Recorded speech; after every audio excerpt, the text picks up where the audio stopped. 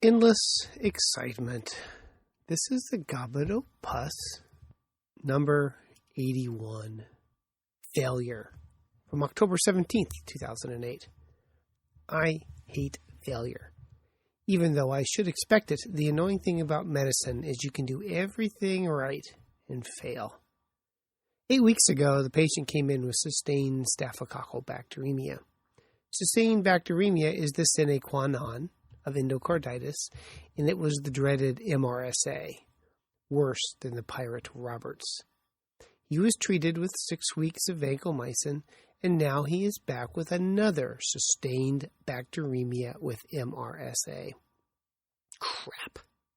To quote the dread poet Robert, the best laid schemes, o mice and men, gaffed aft agley, end quote. I could not have said that better myself, although I try not to drink when I write poetry. The problem with vancomycin is that not all susceptible organisms are the same.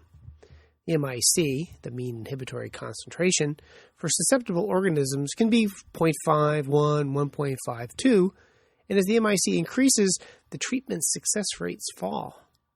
His MIC was less than or equal to 1. Vancomycin should have been fine, but it wasn't. It could be that this had a heterogeneity of vancomycin resistance as a factor. Staph, like humans, can be a sloppy reproducer and can kick out mutant subpopulations that have slightly higher MICs to vancomycin, and perhaps I have selected for these strains over time.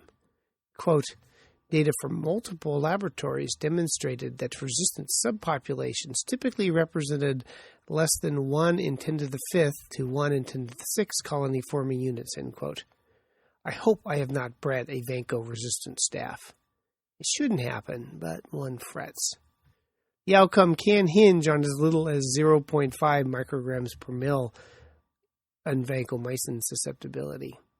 And vancomycin just isn't all that great a drug, and alternatives like linezolid and daptomycin are, in head-to-head trials, no better. As best I can tell, them what think the alternatives are better than vancomycin have drank deeply at the trough of big pharma. Fortunately, we do have new drugs coming down the pike that are cephalosporins that specifically target the mutation that makes MRSA, the penicillin-binding protein 2A.